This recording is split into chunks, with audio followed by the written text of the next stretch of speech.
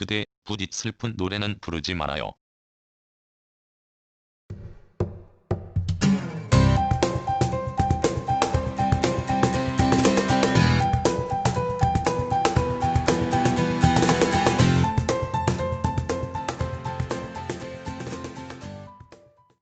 나는 박인수를 좋아한다. 테너를 말하는 것이 아니다. 소울 가수를 말합니다. 나는 그를 무지무지보다 더 좋고 그럴듯한 말이 연상된다면 그것을 사용하여 좋아한다고 할 것이다. 뭐니 해도 그의 간판 노래는 봄비다. 봄비는 실은 그의 노래보다 김추자의 그것으로 널리 알려졌다. 그녀 또한 노래 잘하는 가수다. 그녀를 두고 나는 땀냄새, 살냄새 물씬 나는 가수다. 라고 말한다.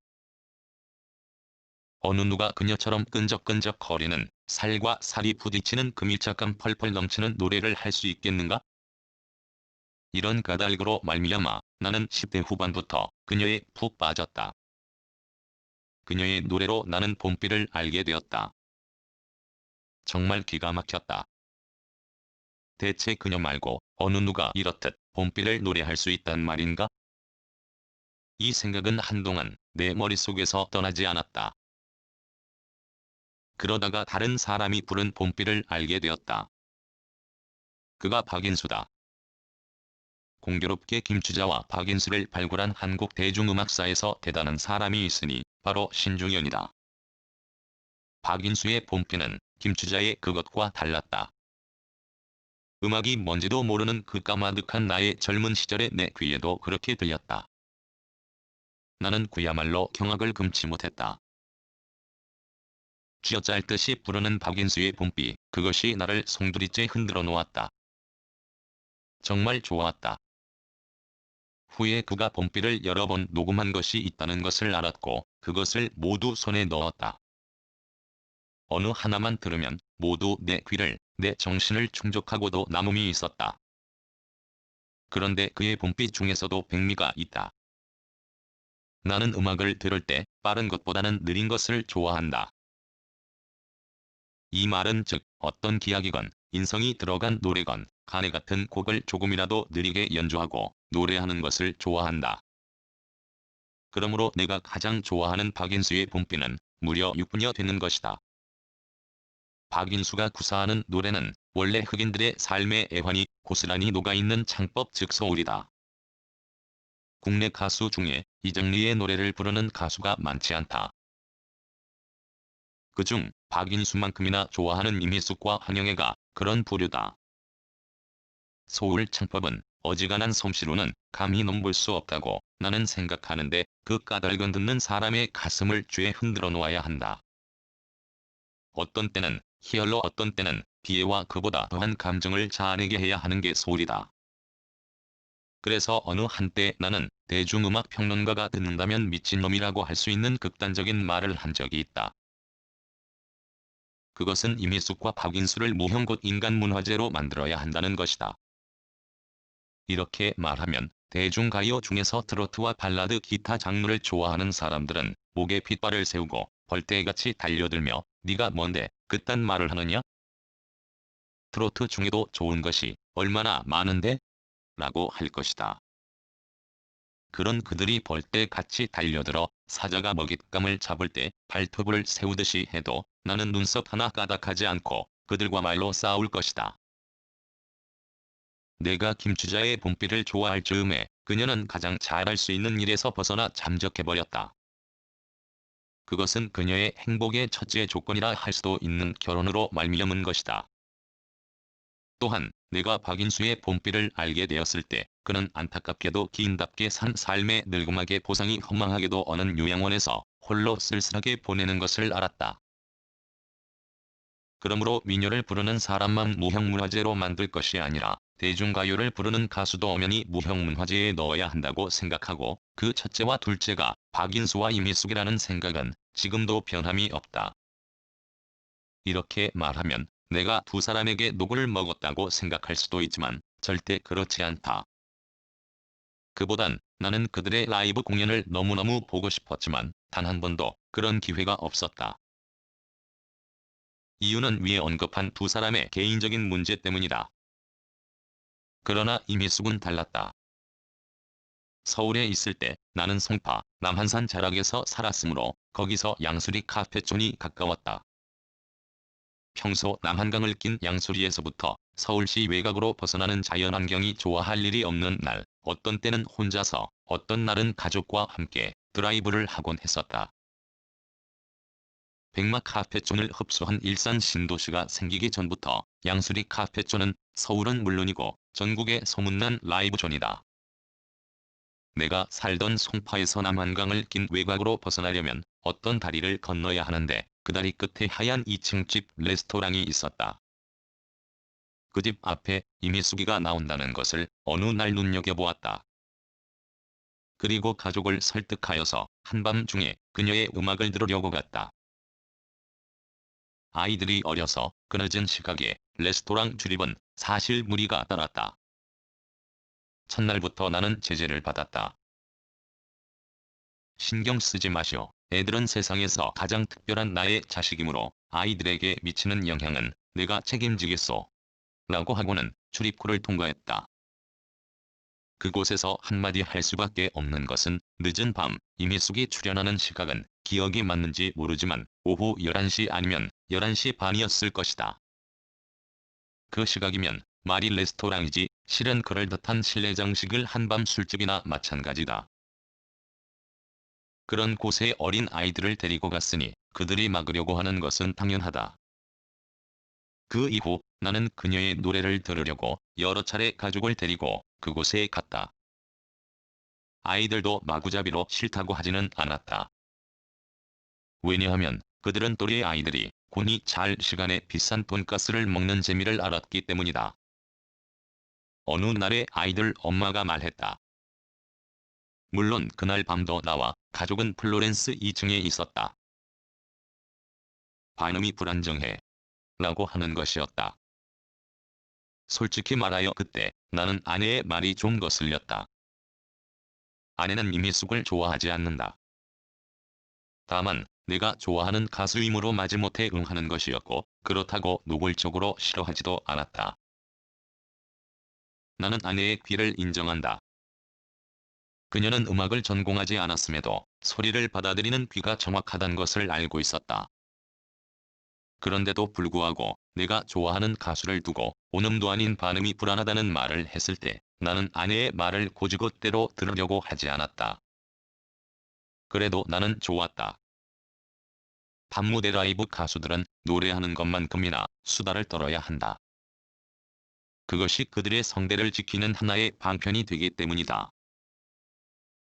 주어진 시간의 본업과 양심에 충실히 노래만 계속하면 그들은 그들의 삶을 영위하기 위하여 목을 혹사할 것이다.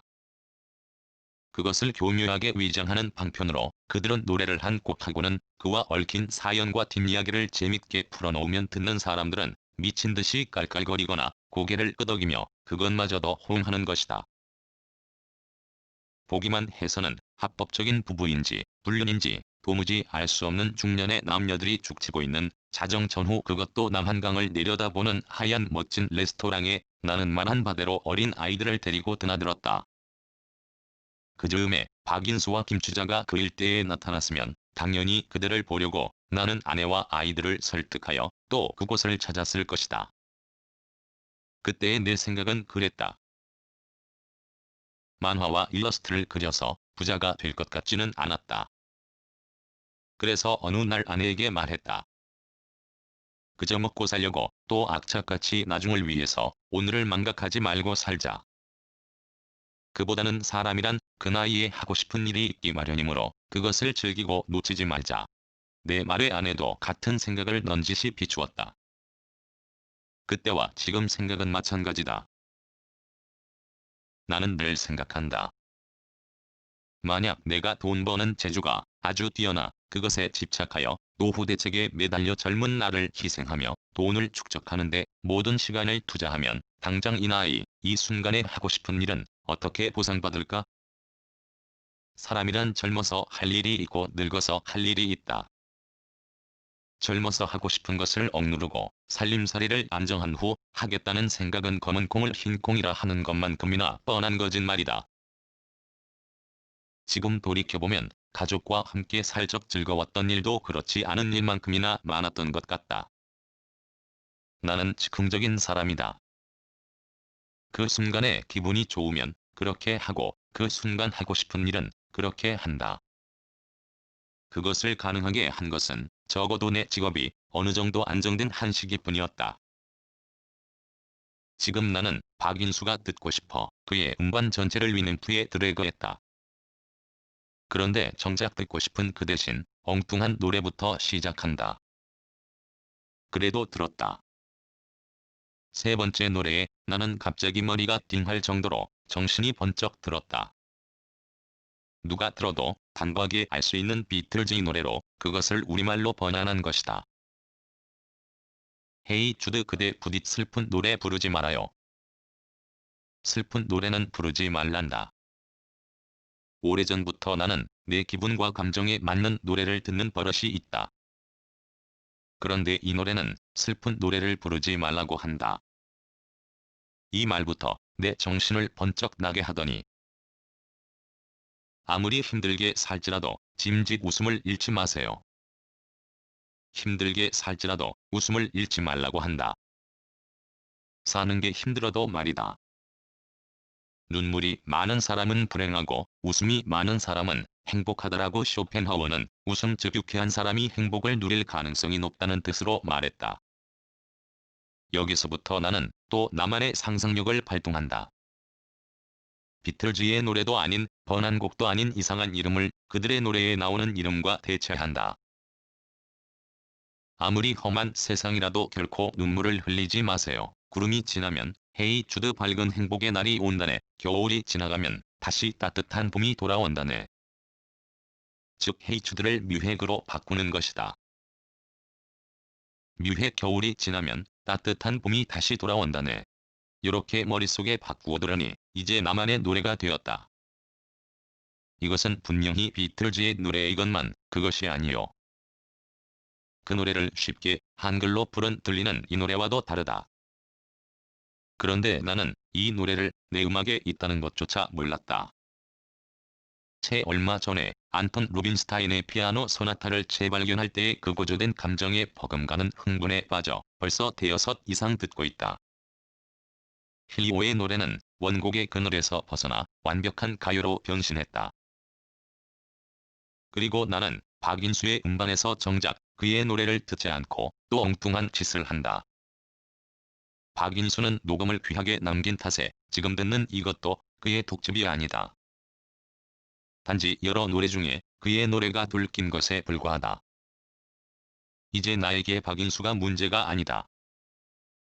비틀즈의 노래를 번안해서 부른 이 노래가 썩 맘에 들어 음악 읽기를 서두른다. 맹인 가수 호세 벌리시아노도 비틀즈의 노래에 도전했다. 나는 그의 노래를 좋아한다. 펠리치아노의 헤이추드는 비틀즈의 그것을 토대로 하지만 그만의 노래로 만들었다. 맹인 가수 특유의 깨끗한 목소리와 함께 그만의 아주 독특한 기타 주법이 어우러진 또 다른 헤이추드다. 이 노래가 실린 음반은 특이한데 그가 10에서 23세까지 부른 노래를 묶은 것이다. 이 음반에 실린 그의 기타 연주를 들으면 베토벤이 기타를 두고 작은 오케스트라라고 한 말의 의미를 알 것이다. 이 멋진 기타 연주를 뽐낸 것을 그의 나이와 연관지어 생각하면 그저 혀를 내두를 수밖에 없다. 또 하나 내가 아주 좋아하는 헤이주드가 있는데 매우 이색적인 음반이다. 베를린 필라면 세계 3대 심포니 오케스트라에 당당하게 들어간다. 그들 중에서 첼로를 다루는 12명이 뜻을 모아 한 장의 음반을 낸 것이 있는데 그것에 비틀즈의 주옥 같은 노래가 실려 있다. 그 중에서도 내가 가장 좋아하는 것이 헤이 주드다. 정작 비틀즈의 원곡을 들을 생각은 하지 않고 나는 번안곡을 대충 7번 이상 듣고 호제이 펄리시아노의 노래에 이어 지금 베를린 필하모니 12첼로 주자의 연주로 듣는다. 12첼로의 합주가 합창보다 더 좋다. 게다가 지금 나에게는 맥주가 넉넉히 있다.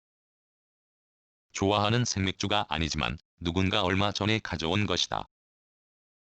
이것으로 배를 채우려고 아예 저녁도 먹지 않았다. 이 좋은 헤이추드를 들으며 나는 또 하나의 상상의 날개를 단다. 지금 이 한 점은 세상에서 가장 특별한 나만의 카페다. 그러기에 모처럼 전성기의 생맥주 실력 무려 4000cc에 도전하면서도 술이 아니라 알코올은 혈액대용물로 대체되어 몸 구석구석까지 돌고 있다. 이러니 여러 가지 불편함이 있는데도 내가 어찌 고무산 이 한 점을 좋아하지 않겠는가? 이 산을 지키는 수목정령들과도 나는 이미 마음을 텄다고 생각한다. 그러기에 미친 듯이 크게 사는 게 아무리 힘들어도 헤이주드 희망을 잃지 말아요. 를 들을 수 있다. 게다가 늘 도움만 받고 한 번도 그들에게 도움을 준 적이 없는 세상에서 하나밖에 없는 피부치와 그의 짝에 감사하다. 그들이 있기에 내가 이 한 점을 자연의 특별 카페로 만들어 음악에 흠뻑 빠져 맹물 같으면 절대 불가능한 내 체력이 가장 왕성하던 지난날의 양 즉 맥주 4000을 돌파할 것 같은 즐거운 느낌이다. 그렇다고 이만큼 알코올 성분이 섞인 묽은 물을 먹어도 내 몸이 술 기운에 못 이기는커녕 그 어느 때보다 정신이 또렷하기만 하다. 나인들의 근심이야 없겠느냐마는 그 모든 걱정 다 잊어버리고 이 한 점 낭만 카페에서 번안곡의 노랫말처럼 아무리 힘들게 살지라도 짐짓 웃음을 잃지 마세요. 아무리 험한 세상이라도 결코 눈물을 흘리지 마세요. 구름이 지나면 해이 무학, 밝은 행복의 날이 온다네. 겨울이 지나가면 다시 따뜻한 봄이 돌아온다네. 들으며 웃음과 희망의 끈아bul을 움켜잡는다. 2010년 11월 18일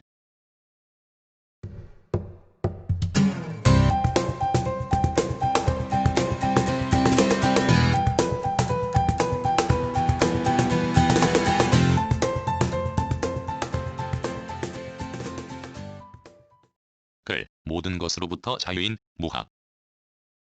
낭독, 글 읽어주는 강지식. 들어주셔서 고맙습니다.